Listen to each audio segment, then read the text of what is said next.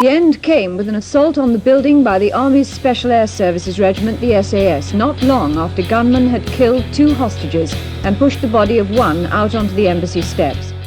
In April of 1980, 6 Iranian separatists stormed the Iranian embassy in London, taking more than 20 hostages and barricading themselves inside. 6 days later, negotiations failed and a hostage was killed, prompting one of the most daring operations ever undertaken by a counter-terror unit, the British SAS proving in 17 minutes that any terrorists operating on British soil would meet a swift and violent end. The Iranian embassy siege saw 5 hostage-takers killed, the last taken into custody, with all but one of the remaining hostages rescued alive, and this event has defined the image of the SAS ever since. Such an elite force requires elite armaments, and on the hip of every man involved in Operation Nimrod was the Browning High Power, a pistol that, by this time, had become a massively popular military sidearm over nearly half a century of use. Introduced in 1934, the High Power was the last pistol design to spawn from the brilliant mind of John Moses Browning, the wizard of firearms, changing the landscape of handguns one final time by popularizing yet another staple of modern pistol designs. Browning himself would never get to see the success of his most advanced handgun, but the new pistol has remained one of the most popular sidearms for decades, upholding the Mormon magician's legacy long after he passed. Beyond the lineage the High Power belongs to, the 9mm handgun has become a timeless classic in its own right, remaining in production to this very day and sporting an unfathomable number of variants over the last century. So why did Browning resume building handguns? What made the Browning High Power so special, and how did his final design continue to compete against the world's most modern handguns for decades?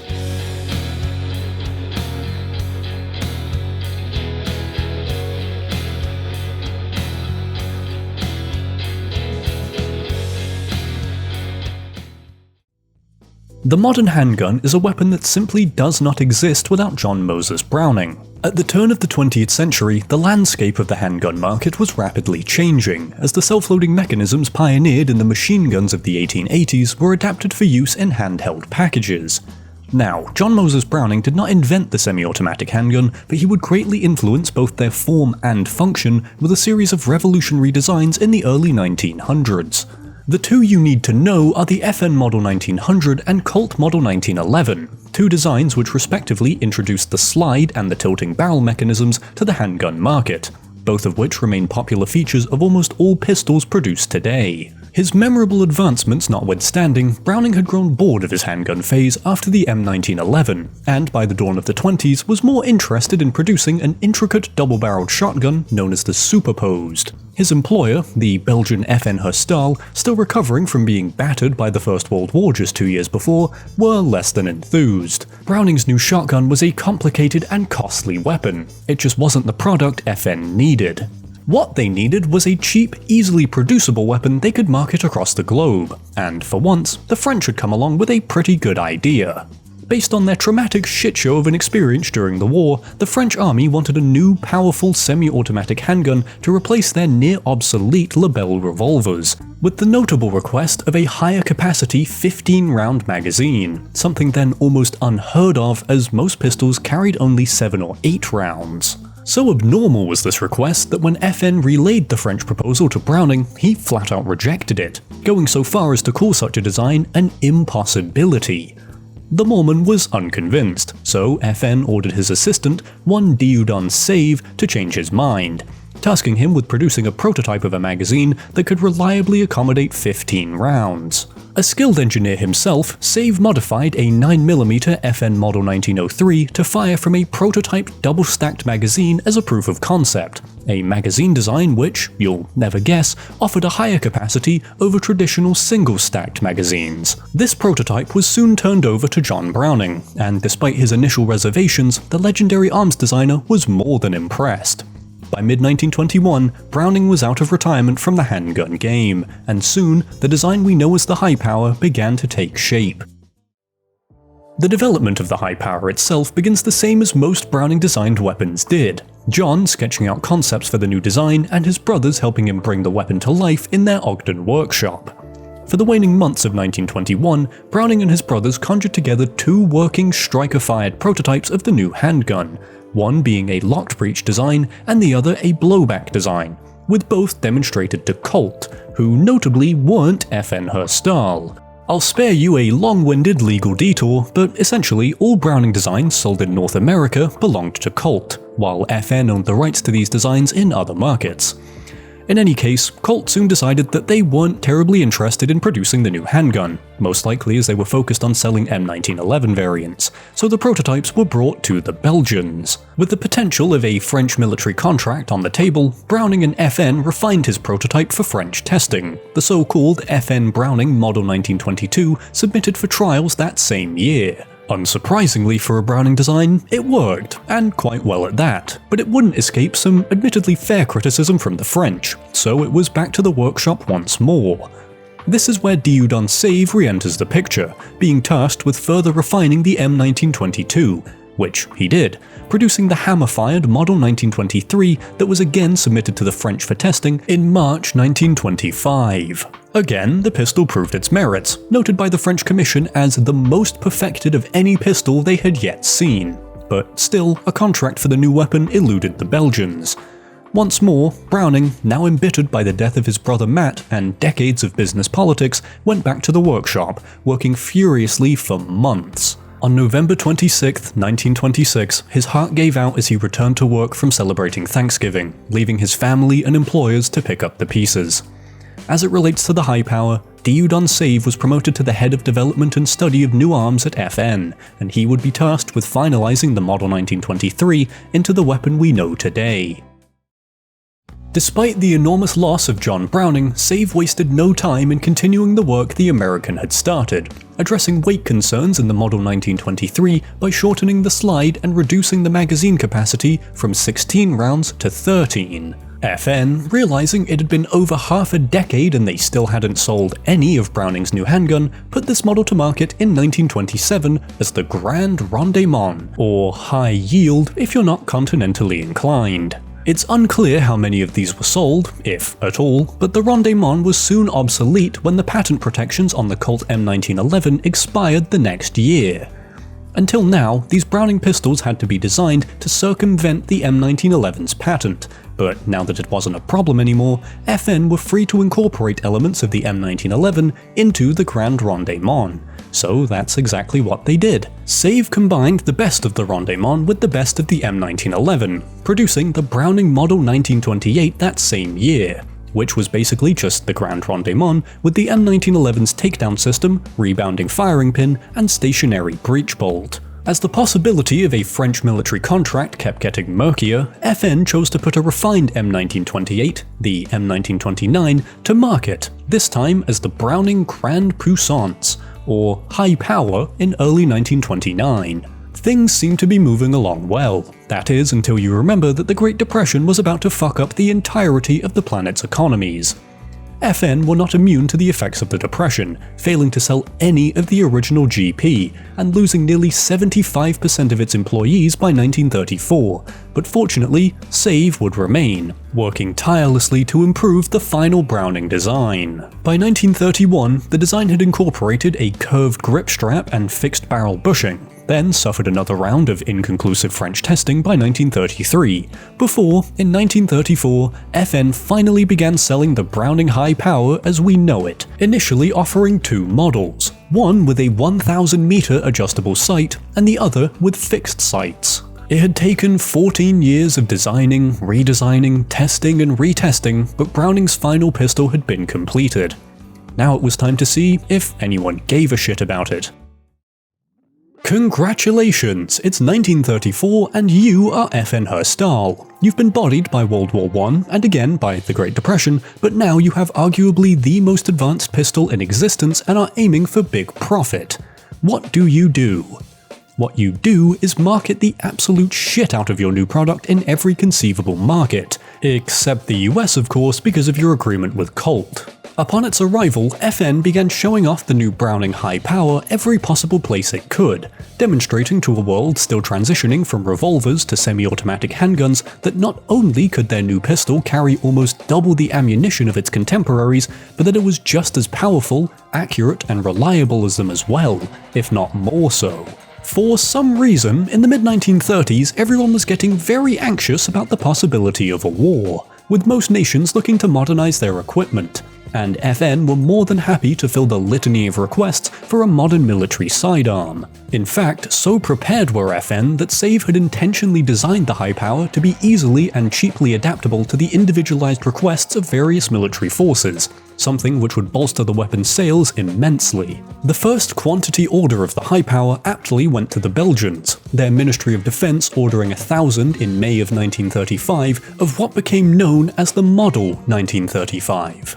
The next would go to Peru in June of the same year, featuring fixed sights and a roll-engraved Peruvian crest on the slide, followed by 5,000 ordered by Lithuania, with adjustable sights and an engraved Lithuanian crest, another 5,000 ordered by China's nationalist government, also with adjustable sights, and unknown quantities purchased by the likes of Estonia, Argentina, and Paraguay. FN themselves made only one modification to the weapon during this time, slightly altering the barrel lug to improve reliability, but the winds of fortune were once again shifting.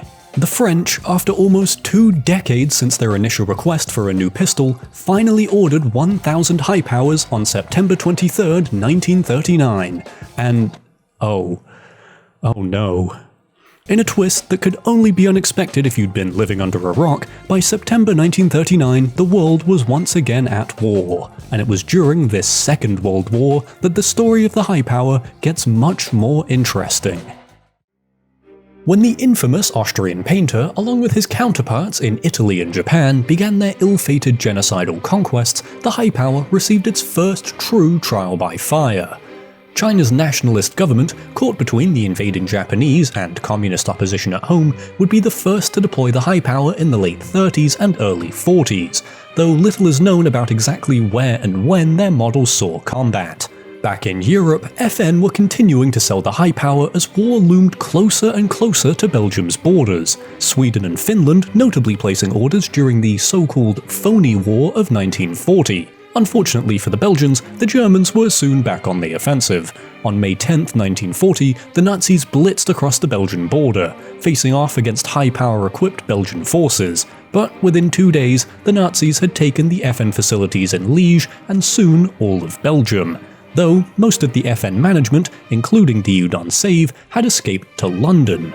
From here, the story of the high power during the war continues along 3 distinct lines, with the Nazis at the Liege facilities, with Saive and the British in London, and finally with a small Canadian firm far from the war. Starting with everyone's least favourite authoritarian regime, the Nazi occupation of FN's factories lasted from the invasion of Belgium in 1940 until September 1944, producing a multitude of weapons, parts, and ammunition, and that absolutely included the high power. Under German management, the high power was produced as the Pistol 640B, initially just the basic high power design built from stockpiled parts left by FN. But as the war dragged on and resources dried up, the Nazis began altering the design, discontinuing the shoulder stock slot, the adjustable sights, and the magazine safety over the course of their production run. As was customary for the Nazis, they relied heavily on slave labor to produce these pistols, along with the efforts of former FN workers who had come under occupation,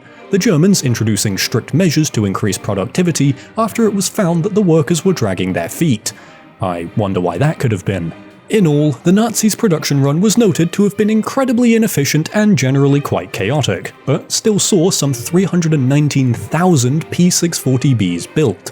Most were issued to the Waffen-SS and Fallschirmjäger, where they saw use across both European fronts, and even saw combat against high-power-equipped Allied troops during Operation Varsity. However, despite the Nazis occupying the FN facilities and commandeering the high power, the Belgian manufacturer would live on thanks to the efforts of their exiled employees in Britain. Across the Channel, the exiled FN leaders in London weren't content to sit idle as the Nazis puppeted their factory, and it just so happened that the British were in desperate need of weaponry. Now, the Brits were actually quite fond of the high power, but to them it had one major problem. It wasn't British. Luckily, with the designer of the high power in exile in Britain, a typically British idea began to form. What if we just get Saive to reproduce the design drawings for the high power and then produce it for ourselves? The first part of this plan went perfectly, Saive managing to reproduce the drawings from memory and some pre-war models, but it would be during making the damn thing where everything went to shit. And to make a long story short, by 1944 the British had abandoned their attempts to copy the high power and pretended it never happened. However, this hapless copycat attempt was not inconsequential. Britain's encroachment on FN's product pushed their exiled management to approach the Inglis company in Toronto to produce the high power, this company also producing the Bren machine gun under contract at this time. Initially, all seemed well. Val Browning gave permission for the pistol to be produced so FN could remain afloat, and the Inglis company themselves had a solid reputation for quality manufacturing. But of course, the British were having none of it. To undercut the Inglis contract, they offered to give the Canadian government Saive's reproduced high-power designs free of charge, though luckily the Belgians eventually forced the British to back down.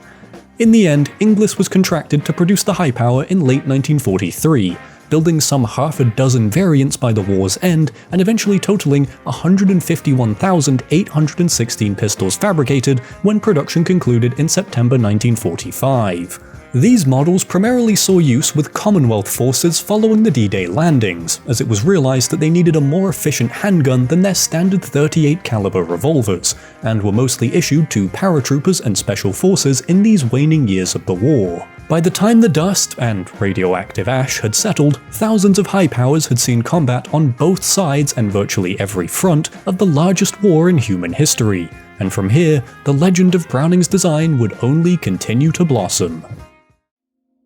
Being the sore losers they were, when the Nazis abandoned the FN factories in September 1944, they stripped them of their functioning machines and tools while leaving everything that remained in a state of complete disrepair. Yet before the Germans even surrendered, the high power was already back in production. While FN focused on repairing and refurbishing their facilities, the high power was being produced to the same specifications as the German P640B, including the lack of a magazine safety. But within a few months, the FN high power was once again rolling off production lines. Obviously aware of the wartime copies of the pistol, FN wanted to re-establish themselves as the home of the high power, making the next 2 decades some of the most significant in the handgun's history. For the latter years of the 1940s, FN was entirely committed to filling military contracts for over a dozen nations, including the likes of Austria, Cambodia, West Germany, and Yugoslavia, then focusing on growing sales to emerging markets in Africa and the Middle East. This effort to reclaim what was already theirs entailed a major endeavor to keep the high power relevant and effective, improving the slide, the cam slot, barrel, trigger, and magazine safety throughout the atomic age, as well as FN conducting their first experiments with a double-action variant of the pistol. However, arguably the 2 most important events would both take place in 1954. For one, Dieudonné Saive, after decades at FN, finally retired from the company in November, being succeeded by one Ernest Verviers. The other was the introduction of the high power to the American market, sold under license by the Browning Arms Company headed by Val Browning and bearing the name High Power, marking the official introduction of this shortened nomenclature. The American debut was complemented by a fancy collection of 3 engraved pistols, a 9mm high power known as the Renaissance, a 380 ACP FN M1910, and a 25 ACP Baby Browning, with these North American sales soon expanding to Canada in 1958. In the post-war world, the high power remained a common fixture in combat, notably seeing use in China's renewed civil war, the Vietnamese battle against French imperialism, and even on both sides of the Korean War. A little over a decade since the Belgians had regained control of their factory, the high power was spreading faster than ever, the likes of the Belgian Congo, Iraq, and Nicaragua joining the ever-growing clientele for FN's pistol. Even with their blistering post-war rebound, FN wasn't finished yet, and the high power's tale is far from over.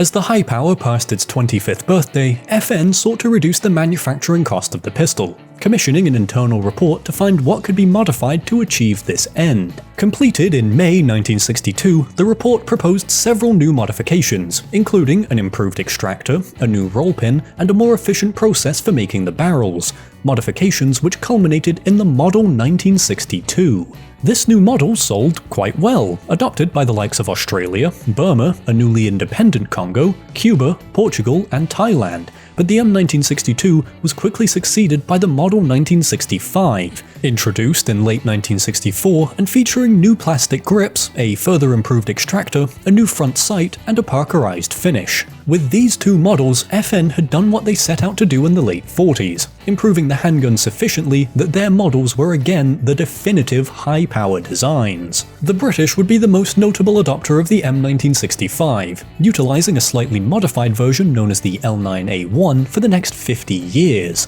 Seeing use in the covert SAS operations during the Aden emergency, numerous incidents in Ireland during the Troubles, like the Iranian embassy siege, the Falklands War, and during the War on Terror. Elsewhere, as the conflict in Vietnam broadened, the high power was once again playing both sides. American MAC-V SOG units and so-called tunnel rats being issued high powers due to its high capacity and widely available ammunition, while the Viet Cong continued to employ high powers supplied by China and the Soviet Union for much the same reason. Possibly the most famous tale from this time was during the Mozambican War of Independence. Rhodesian mercenary Mike Rousseau managing to defend himself against a Kalashnikov-armed freedom fighter with 2 shots to the body and 1 to the head from his high power, a story which spawned the so-called Mozambique drill. With the high power's continued military success, in 1967, FN Sporting Division, creatively named FN Sport, began an effort to turn the high power into a competition pistol. By 1971, their efforts resulted in the equally creative High Power Sport, built on the same basic assembly as the military models and featuring new sights. Seeing potential in the sport, just 4 years later, the High Power competition was introduced as a dedicated target shooting handgun. Designed around the exacting requirements of international competitive shooting, the competition was the first model to truly capitalize on the precision of the pistol, featuring more closely toleranced parts, a new front sight that doubled as an integral counterweight, a completely overhauled magazine safety, and a lightened trigger mechanism. Along with these sporting models, in 1973 FN also introduced the Vigilante and Capitan, lightweight alloy-framed variants that differed only in their sights, the former having fixed sights and the latter adjustable sights, though neither sold terribly well. By the end of the 70s, FN were producing over half a dozen variants of the high power to suit a vast array of handgun needs across the globe, including an expansion to marketing 7.65 by 21mm chambered models to nations with stricter gun regulations.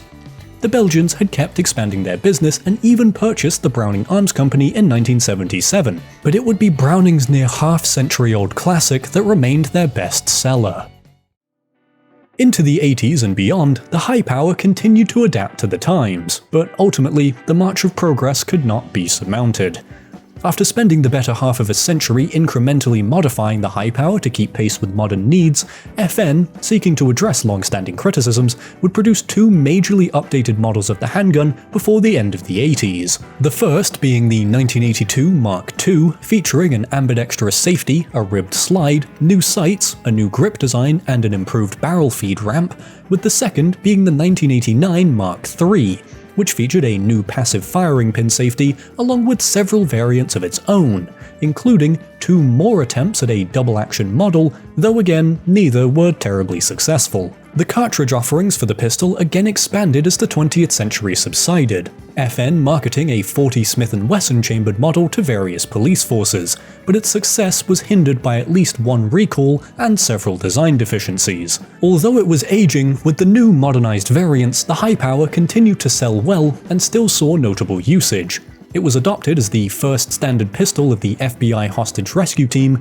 and in a uniquely American event, a conversation about the high power helped the HRT end a 1985 armed standoff with a white supremacist group, while simultaneously the handgun became infamous in the hands of Saddam Hussein, the colourful dictator being known to carry the high power and often firing it into the air to rile up supporters at rallies. By the turn of the modern century though, despite still seeing limited use, it seemed that the high power's extensive career was coming to an end. More contemporary pistols like the Glock 17, SIG P320, Beretta 92, and FN's own 5.7 had slowly begun replacing the Browning design over the previous 2 decades, and there was only so much modernization FN could do. Nevertheless, the fact that it remained competitive at all for so long is a true testament to its remarkable design. Unfortunately though, in 2000 production on all models was halted, but restarted 2 years later exclusively for the Mark III variants, which itself was halted in 2018. Then, after a 4-year break, FN began selling its latest model, the FN High Power, in 2022, featuring ambidextrous controls, an easy cocking slide, a redesigned grip to prevent hammerbite, and new rear sights in an effort to surpass any and all prior models of the handgun, though whether it can set a new standard for the High Power remains to be seen. It would appear then that Browning's final design, just like the man himself, refuses to quit. But in terms of its military use, the High Power is now largely a legend of the past. However, despite its widespread replacement in lieu of more modern designs, the High Power has yet to truly fall out of use completely, seeing combat in the recent Syrian civil war and the ongoing war in Ukraine. In all, dozens of nations on every continent employed the FN Browning High Power in many forms for decades, totaling over 2 million pistols sold and building a timeless legacy along the way. As with all firearms, the Browning High Power was not perfect, often criticized, mostly in older models, for flaws such as its uncooperative safety and the hammer's tendency to bite the user. Despite this, its legendary status is undeniable. The High Power, along with the also Browning-designed FN M1900 and Colt M1911, are among the most influential handguns of the early 20th century, establishing the slides, tilting barrels, and double-stacked magazines that we're all familiar with today. Looking at any modern pistol, it's hard to find one that hasn't adapted at least one, if not all, of the advancements these famed pistols popularized. There were double-stacked magazine pistols before it, but the High Power is still an immensely significant weapon in firearm lore, providing reliability, high capacity, good ergonomics, and solid accuracy at a time when many militaries were still transitioning to semi-automatic sidearms. From then on, it has seen use in almost every major military conflict since, and to remain such a massively popular weapon for so long is no small feat. Thanks to FN's constant efforts to keep the High Power modern and relevant, the final Browning design became FN's most sold pistol ever, with millions sold officially and countless more copies produced. Yet even today, the weapon is still in production. The Belgians themselves developed over a dozen variants of the pistol, and beyond FN there exists an unfathomable amount of foreign variants of the High Power, so many in fact that I'll be dedicating a whole video to them and some of the less successful FN models. John Browning was a legend of the firearm industry, but died believing he had not done enough with his life. Yet the one pistol design he would not live to see has, along with his many other long-standing designs, continued to demonstrate just how brilliant he truly was. From the brutal civil war in China to the largest war in human history, then the diverse battlefields of the Cold War and beyond, the Browning High Power has persisted in the face of obsolescence, found in the hands of frontline troops, special forces, counter-terror operatives, intelligence agencies, mercenaries, insurgents, and dictators over its storied history. But as a military weapon, it seems its time might have passed. There is much more to this pistol than I could ever hope to cover in a concise and clear way, so I would highly recommend checking out the sources I've used for this video, as I've had to cut a lot of content to keep things moving. Regardless, I found all this fascinating, and I hope you did too, since you made it this far. Again, this video will be followed up by a detailed look at the many variants of the High Power, but for now, thank you so very much for watching, and I'll see you in the next one.